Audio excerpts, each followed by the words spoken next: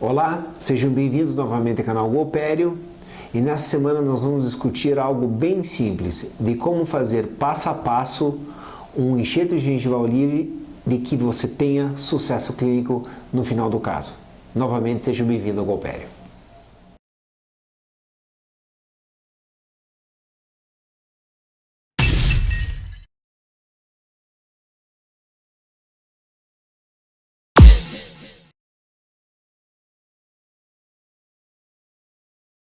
Então hoje nós vamos conversar sobre como fazer um enxerto gengival livre, certo? A primeira coisa que a gente tem que pensar é que quando é que se precisa de um aumento de tecido ceratinizado? Ou seja, se eu preciso fazer esse enxerto gengival livre para ganhar tecido ceratinizado, eu tenho que saber qual que é o mínimo necessário para a saúde, certo? E quais casos são necessários para uma intervenção cirúrgica, e eu vou ser muito breve em relação a isso, certo? O que a literatura diz é que quando você tem mais de 2 milímetros, não há necessidade de tratamento, certo? Se você tem menos de 2 milímetros e não tem inflamação e tem uma higiene oral adequada, o tratamento não é indicado. Ou seja, mesmo isso vem principalmente o Kennedy, ele tem a longo termo, acho que até 19, 20 anos de acompanhamento em casos com tecido ceratizado pequeno, se manter a saúde e você não precisa de tratamento. Só que a maioria dos pacientes não tem uma higiene oral adequada, tem inflamação, se tiver recessão, desconforto, se tiver restaurações subgengivais e também se for para terapia ortodôntica, nós podemos colocar um tratamento de IGL, certo? Eu vejo muitos me perguntando como que eu faço os meus retalhos, como que eu faço para que você tenha previsibilidade em todos os casos, certo? Então, vamos ver um caso aqui sim típico, um caso que não tem muito tecido. Alguns podem argumentar em extrair e fazer implantes, tudo bem, certo? Mas aqui nós temos pouco tecido queratinizado, uma recessão classe 4, não tem como recobrir.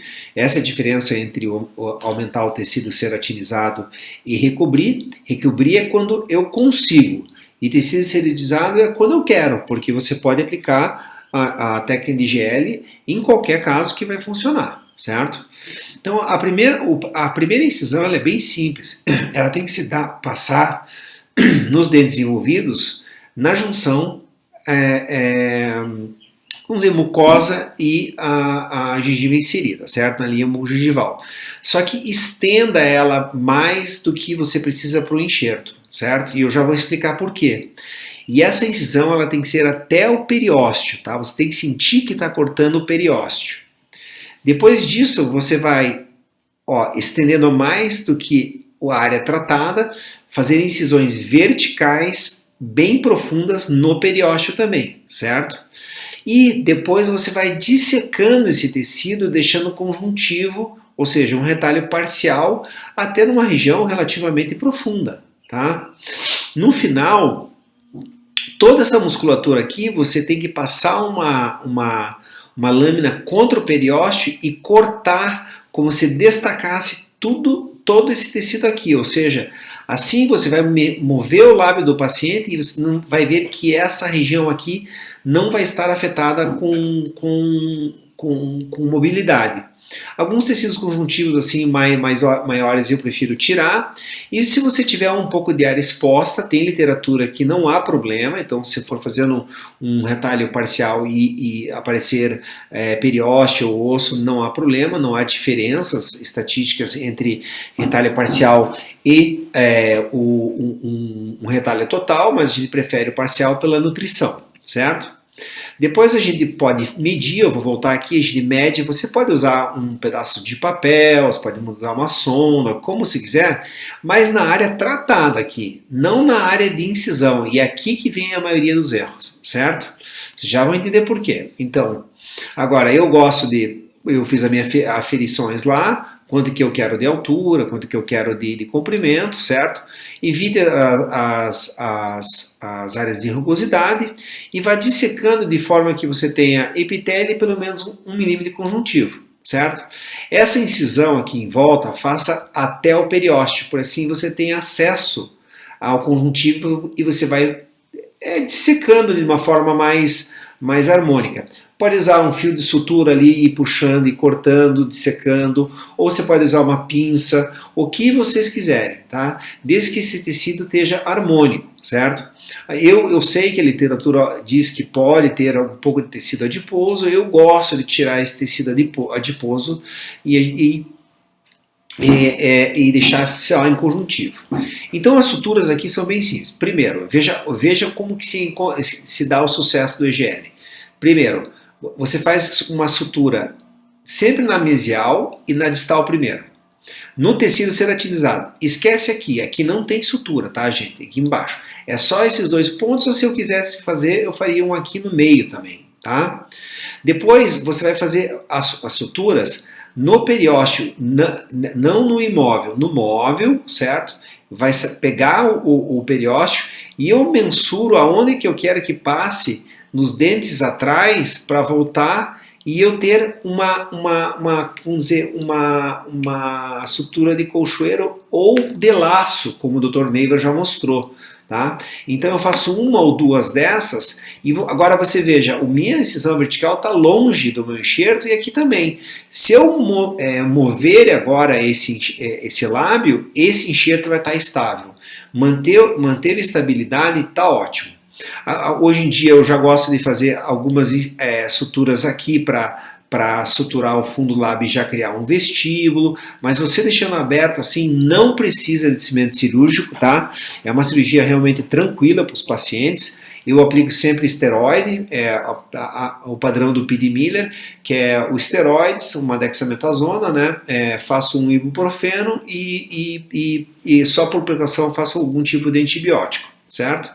E você veja assim que a gente tem um ganho já de tecido ceratinizado e ele vai, aos poucos, ele vai até ter uma formação de recobrimento da recessão, que é chamado creeping attachment, que foi demonstrado por Mehrer. Tá? Então você veja, esse caso também merecia esse tipo de incisão, certo? O retalho, o enxerto aqui e as incisões mais longas, tá? Aqui eu acho que ficou muito próxima.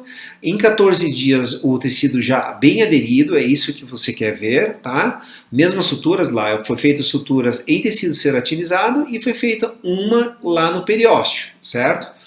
E você vê aqui quanto que em 1 a 4 anos que ganhou de altura em tecido pelo creeping attachment. Olha só, um tecido saudável, apesar de o EGL não ser favorável ao recobrimento, nós tivemos até uma regeneração papilar aqui. Isso não é a indicação do EGL, mas ele é uma técnica muito boa para isso, certo? Então aqui um caso em que se você tentar fazer um recobrimento, de fazer as mesmas suturas e colocar o EGL em cima da raiz, você vai acabar tendo uma necrose, até porque a gente não tem uma papila distal aqui por falta de dente. Mas, de qualquer forma, você 4 anos depois ainda tem um tecido ceratinizado muito bom. Claro que o grande problema é esse tecido branco, por isso que ele às vezes não é adotado muito na área estética, certo? Como eu disse, existe esse creeping attachment, né? Esse creeping attachment é o quanto ele cresce em relação à recessão ou ganha de altura, certo? E foi descrito muito bem por Mehrer em 3 publicações, certo? Então aqui eu já mostrei esse slide, mostrando ali ó, de baseline até 4 anos no vídeo ali do Morpheus, tá? E aqui você pode adotar essas técnicas, não de EGL, mas de técnicas de ganhar tecido ceratinizado em implantes também. Aqui, simplesmente, em vez de você fazer uma incisão, você faz incisões e joga esse enxerto gengival em volta do teu implante, em vez de só remover, e você vai formar um tecido ceratinizado que eu gosto para todos os meus implantes, tá? Então você veja, ele fica simplesmente suturada apicalmente. Esse caso é uma cortesia do Dr. Rodrigo Neiva, ele para mim é um expert em cirurgias gengivais e implantes, certo? E você veja o tecido saudável que você tem, né? Então você acaba tendo assim uma garantia que nos implantes usinados de Uranimark não era tão importante ter tecido ceratinizado, agora implantes jateados já é bem mais importante para manter a saúde. Tá? Então, eu vou mostrando aqui um outro caso. Aqui um outro caso em que pouco tecido ceratinizado, agora foi feito um EGL nos mesmos padrões, tá? Pode ver que o EGL é feito, aqui ele foi estruturado no periósteo. Eu recomendo fazer até a técnica do laço, tá? Até aquela técnica do laço de você fazer no periósteo, tomar cuidado com EGLs na região de mandíbula, que você pode dissecar o mentoniano. Eu sempre falo para vocês fazerem uma tomografia na região, certo? Mas olha o ganho de tecido para você trabalhar com os teus implantes, tá? Então, quando você faz a abertura, às vezes, de um implante que tem pouco tecido ceratinizado, você também pode fazer a mesma técnica. A técnica aqui, olha, foi até feita um retalho vestibular jogado para lingual, certo? E aí foi colocado 2 IGLs, sempre, olha, suturas em regiões firmes e as técnicas do laço, certo? Essas técnicas do laço que vão lá no periósteo e vão amarrando esse tecido. Olha como o retalho também fica mais distante. Movendo o lábio, isso vai se transformar num caso como esse. Tá? Então, basicamente esses são os princípios de EGL. Se vocês tiverem algumas perguntas, estou à disposição do canal. Até breve.